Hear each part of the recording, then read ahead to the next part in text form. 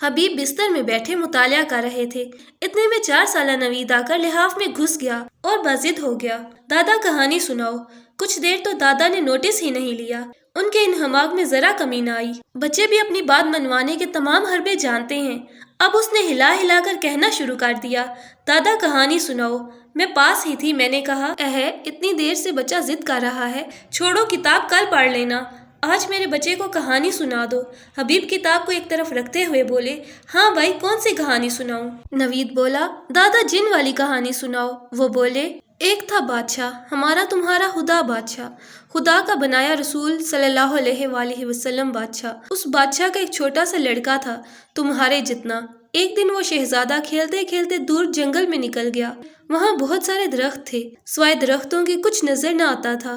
وہ درختوں میں ایسا گم ہوا کہ اس کے ساتھ آئے ہوئے گارڈ بھی ان کی نظر سے چھپ گئے۔ وہ انہیں ڈھونڈنے کے لیے ادھر ادھر دوڑنے لگا کہ ایک درخت کے نیچے ایک بند بوتل دکھائی دی۔ اسے اٹھا لیا۔ بوتل شیشے کی تھی۔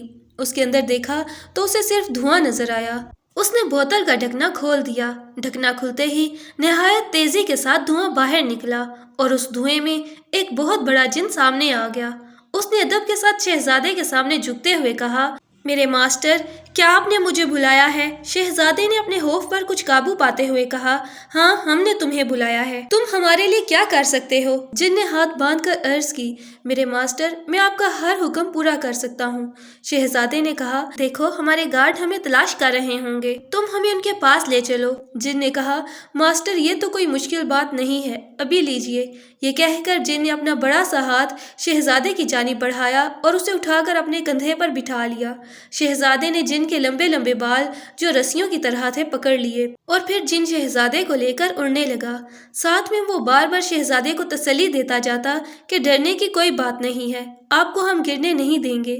چند ہی منٹوں میں نیچے زمین پر شہزادے کے گارڈ شہزادی کی تلاش میں ادھر ادھر گھومتے دکھائی دیے۔ شہزادہ انہیں دیکھتے ہی خوشی سے چلایا، وہ دیکھو، وہ ہیں میرے ساتھی۔ جن یہ سنتے ہی فوراً زمین پر اتر آیا۔ جیسے ہی گارڈ کے سپاہیوں نے جن کو دیکھا، وہ سب خوف زدہ ہو گئے، لیکن شہزادے کو دیکھ کر سب کی جان میں جان آئی۔ شہزادے نے مسکرا کر کہا، یہ جن ہمارا دوست ہے، تم لوگ اس سے بالکل نہ ڈرو۔ پھر اس نے تمام سپاہیوں سے کہا کہ تم سب بادشاہ کے پاس محل میں جاؤ اور ہم جن کے ساتھ وہیں پہنچتے ہیں۔ تمام محافظ شہزادے کو سلام کر کے محل کی جانب لوٹ گئے۔ شہزادے نے جن کی رسیوں جیسے مضبوط بال پکڑ کر ہلائے اور کہا، اے جن، اب ہمیں محل میں پہنچا دو۔ جن شہزادے کو لے کر بہت تیزی سے اوپر اٹھا اور فضا میں پرندوں کی طرح اڑنے لگا۔ شہزادے کو اب اڑنے میں مزہ آ رہا تھا۔ وہ مزے سے نیچے دور دور تک دیکھنے لگا۔ چند ہی منٹ میں وہ اپنے محل کے اندر پہنچ گیا۔ ابھی اس کے گارڈ پہنچے بھی نہیں تھے۔ شہزادے کے ماں باپ اتنے بڑے جن کو دیکھ کر سخت حیران ہوئے۔ شہزادے نے بوتل کا سارا ماجرا کہہ سنایا۔ بادشاہ نے شہزادے سے کہا کہ بیٹے، جن کے ساتھ دوستی اچھی نہیں ہے، تم اس کو فارغ کر دو کہ یہ اپنے گھر چلا جائے۔ شہزادہ تو بچہ تھا، وہ ضد پر اتر آیا کہ ابا جان، یہ جن تو میرا دوست ہے، میں تو اس کو کبھی نہیں چھوڑوں گا، یہ مجھے آسمان کی سیر کراتا ہے۔ بادشاہ نے کہا، بیٹے، ابھی تم بہت چھوٹے ہو، ابھی تم کو اس سے صحیح کام لینا بھی نہیں آتا، تم ہرگز اس سے کوئی ایسا کام نہ لینا جس سے کسی کو نقصان پہنچے، ورنہ اللہ میاں تم سے ناراض ہو جائیں گے۔ ننھا نوید اپنی پوری توجہ سے کہانی سن رہا تھا۔ اس کی آنکھیں پوری طرح کھلی ہوئی تھیں اور نظروں سے کہانی کی پسندیدگی کا اظہار جھلک رہا تھا۔ میری نظریں نوید پر لگی ہوئی تھیں۔ حبیب نے کہانی جاری رکھتے ہوئے کہا، دوسرے دن شہزادے کو پڑھانے کے لیے اس کا ٹیچر آیا۔ خادموں نے سارا محل چھان مارا، شہزادہ کہیں نظر نہ آیا۔ بادشاہ اور ملکہ کو خبر دی گئی کہ شہزادہ محل میں نہیں ہے۔ بادشاہ نے شہزادے کے خادم ہاتھ سے پوچھا کہ شہزادہ کہاں ہے؟ اس نے ڈرتے ہوئے بتایا کہ شہزادہ جن کے ساتھ سیر کو گیا ہے۔ اس نے مجھے حکم دیا تھا کہ میں کسی کو نہ بتاؤں، وہ آج پڑھائی نہیں کریں گے۔ بادشاہ کو یہ سن کر بہت غصہ آیا۔ جب شہزادہ واپس لوٹا تو اس وقت بادشاہ نے اسے طلب کیا اور شہزادے کو اس کے ٹیچر کے پاس پڑھنے بٹھا دیا۔ شہزادہ سمجھ گیا کہ اس کے خادم نے بادشاہ سے شکایت کی ہے۔ اس نے خادم کو بلایا اور جن سے کہا کہ اس کی خوب پٹائی کرے۔ جن نے 2 ہاتھ ہی مارے تھے کہ وہ بے دم ہو کر زمین پر گر پڑا۔ بادشاہ کے پاس خبر پہنچی۔ اب تو بادشاہ اور ملکہ دونوں بہت پریشان ہوئے کہ کیا تدبیر کی جائے، کیونکہ جن تو صرف اپنے ماسٹر کا کہنا ہی مانتا تھا اور اس کا ماسٹر شہزادہ تھا جو اتنا کم سن تھا کہ اسے کسی بات کے اچھے برے کی تمیز بھی نہ تھی۔ ملکہ ماں تھی، وہ اپنے بچے کی طبیعت سے خوب واقف تھی۔ اس نے بادشاہ سے کہا کہ اب ذرا بھی فکر نہ کریں، ابھی جن کو قابو کرتے ہیں۔ یہ کہہ کر وہ اپنے بیٹے کی جانب مڑی اور اسے پیار سے گلے لگایا۔ کہنے لگی، بیٹے تمہارا یہ جن تو بڑا ہی طاقتور ہے۔ واہ واہ، اتنا بڑا جن تو ہم نے آج تک نہیں دیکھا۔ واہ واہ، یہ تو ہوا میں بھی چڑیا کی طرح اڑتا ہے۔ اس کی تو خوبیاں ایسی ہیں کہ تعریف کرنا بھی ناممکن ہے۔ اپنی تعریف سن کر جن بھی ملکہ کی طرف متوجہ ہوا اور خوشی سے منہ سے عجیب عجیب سی آوازیں نکالنے لگا۔ ملکہ نے اس کی خوب تعریفیں کی، جن کی وجہ سے شہزادہ بھی بہت خوش ہوا۔ ملکہ نے جب دونوں کو بہت خوش دیکھا تو کہنے لگی، مگر ایک بات ہماری سمجھ میں نہیں آئی کہ آج تک اتنا بڑا جن اس چھوٹی سی بوتل میں کیسے سما سکتا ہے۔ یہ سننا تھا کہ جن فوراً بول اٹھا، یہ میرے لیے کیا مشکل ہے، میں ابھی آپ کو دکھاتا ہوں کہ آپ کو یقین آ جائے۔ آن کی آن میں وہ دھواں بن کر بوتل میں داخل ہو گیا۔ بادشاہ بوتل کی جانب لپکا اور جلدی سے اس کا ڈھکنا بند کر دیا اور خادم سے کہا کہ ہمارا گھوڑا تیار کرو، ہم اسی وقت اس بوتل کو سمندر میں ڈال آئیں گے۔ پھر ملکہ نے شہزادے کو سمجھایا کہ دیکھو بیٹا، جن کے اندر قوت تو بہت تھی، وہ جسمانی طور پر بہت طاقتور تھا، مگر یہ جن پڑھا لکھا نہیں تھا۔ تعلیم حاصل کرنے سے عقل بڑھتی ہے، اگر وہ تعلیم یافتہ ہوتا تو ہرگز بھی دوبارہ بوتل میں داخل نہ ہوتا اور اس بات کی احتیاط رکھتا کہ کہیں کوئی دوبارہ بوتل کا ڈھکنا بند نہ کر دے اور وہ پھر سے قید ہو کر رہ جائے۔ تم بھی خوب تعلیم حاصل کرو تاکہ صحیح عقل و ارادہ پیدا ہو اور جن کی طرح احمق اور بے وقوف نہ بن جاؤ۔ پھر حبیب نے نوید کو نصیحت بھی کی کہ تم پڑھ لکھ کر خوب عقل مند بننا، پھر اللہ میاں بھی تم سے خوش ہوں گے۔ میری نگاہ مسلسل نوید پر تھی۔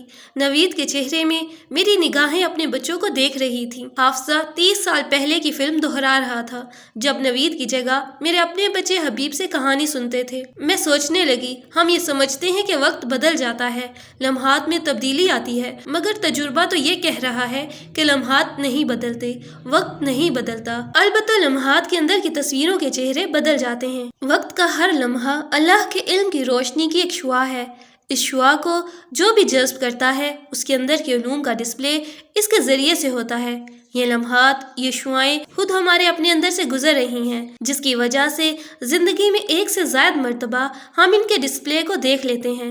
مجھے مرشد کی بات یاد آئی، انسان ایک ایسی مشین ہے جو اللہ تعالیٰ کی کائناتی فلم کو اپنے ارادے سے جہاں سے چاہے وہاں سے دیکھ سکتا ہے، کیونکہ یہ فلم انسان کے دماغ کے اندر چل رہی ہے، مگر اس دماغ کا شعور حاصل کرنا ہی انسانیت کا کمال و معراج ہے۔ یہی وہ شعور ہے جس کی پیغمبروں نے نشاندہی کی ہے اور اس کو روحانی شعور کہا گیا ہے۔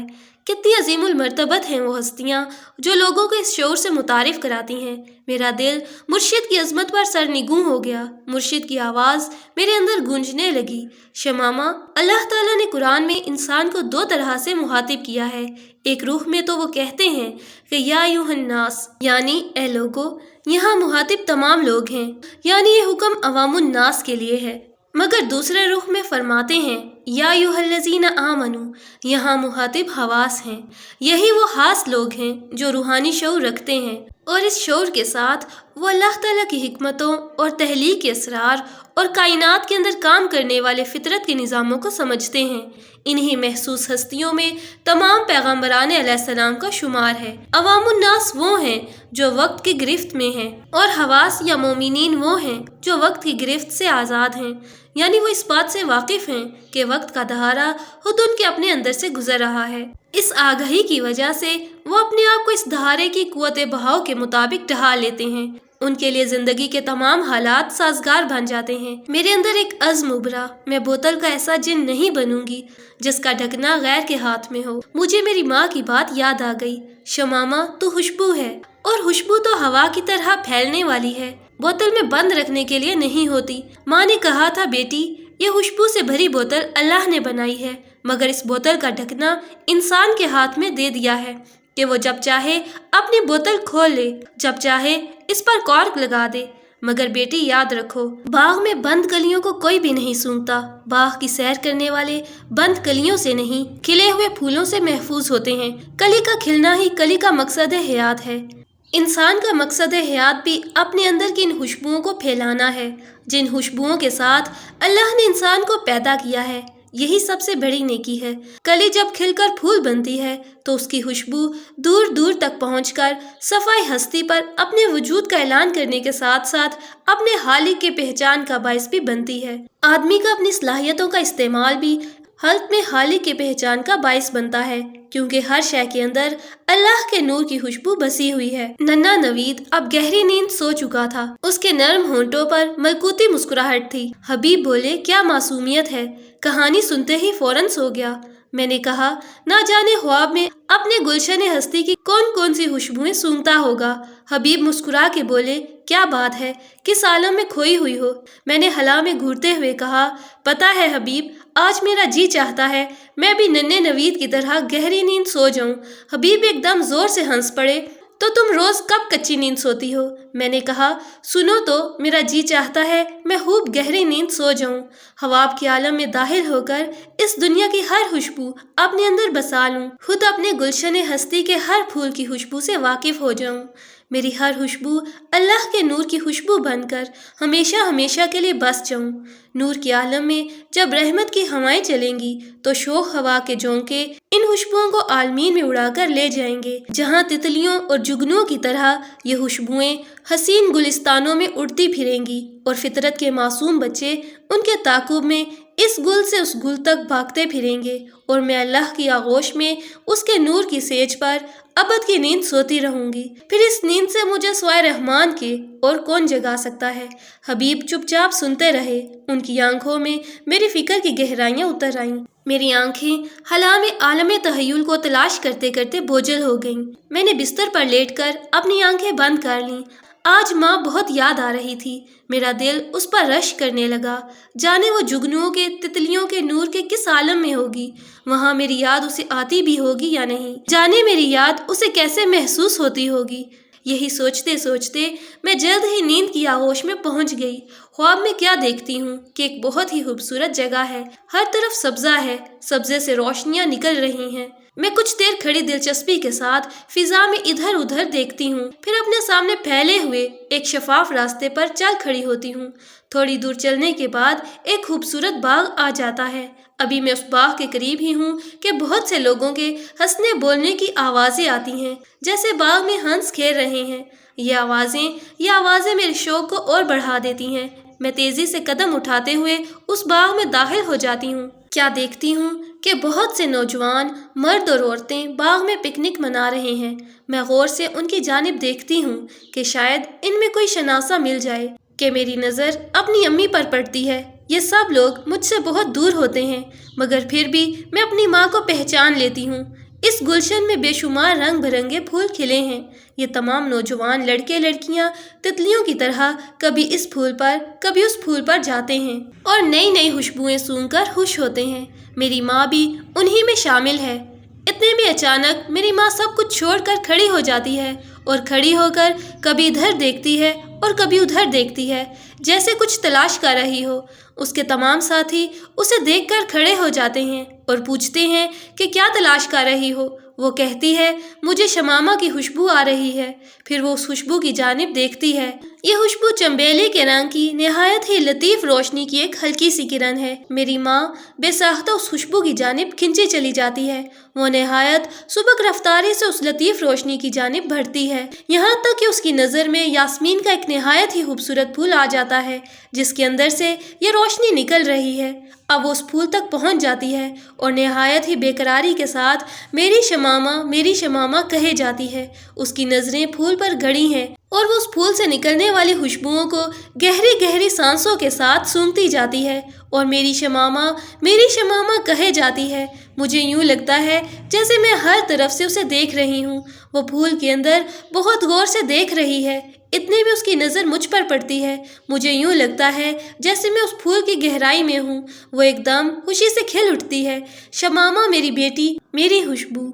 फूल से बहुत तेज़ी के साथ निहायत ही लतीफ़ रोशनियाँ निकलने लगती हैं। उन रोशनियों में बेशुमार रंग झलकते हैं। माँ उन रोशनियों को तेज़ तेज़ और गहरी गहरी सांसों के साथ अपने अंदर जज्ब करती जाती है। रफ्ता रफ्ता उसकी बेकरारी कम होती जाती है। उसके चेहरे पर सुकून और खुशी झलकने लगती है। फिर वो वापस अपने दोस्तों में लौट जाती है और खुशी खुशी उनसे मेरा जिक्र करती है और फिर वो सब दोबारा फिर तितलियों की तरह बाग में इधर से उधर घूमने लगते हैं। ये सब कुछ देखकर मैं बाग के दरवाजे से वापस लौट आती हूँ और आंख खुल जाती है। आंख खुली तो सुबह हो चुकी थी। मेरा सर अल्लाह ताला की बारगाह में झुक गया। मुझे यकीन था कि मेरे नाम के साथ ही मेरी माँ का रिश्ता मुझसे कायम है। जब तक मेरी माँ के दिल में मेरा नाम होगा, उसका रिश्ता भी मेरे साथ कायम रहेगा। मेरे नाम की खुशबू उस तक पहुँचती रहेगी। मेरी आंखें भीग गईं। हबीब ने पूछा, क्या हुआ? मैंने कहा, कुछ नहीं, बस सब कुछ नाम ही तो है। सारे बंधन नाम के साथ ही बंधे हैं। जब तक नाम दिल पर नक्श रहता है, किसी न किसी जाविये से निगाह देख ही लेती है। जब दिल से मिट गया तो सब बंधन टूट जाते हैं। सब नामों में बस एक नाम ऐसा है जिसके अंदर तमाम नाम समाये हुए हैं। बस वही नाम दिल पर नक्श हो जाए, वही एक नाम जिसके अंदर गुलशन हस्ती के हर फूल की खुशबू है, वही एक नाम जो सबसे हसीन है, सबसे लतीफ है, सबसे ज्यादा रोशन है, वही एक नाम जो सब नामों का हालिक है।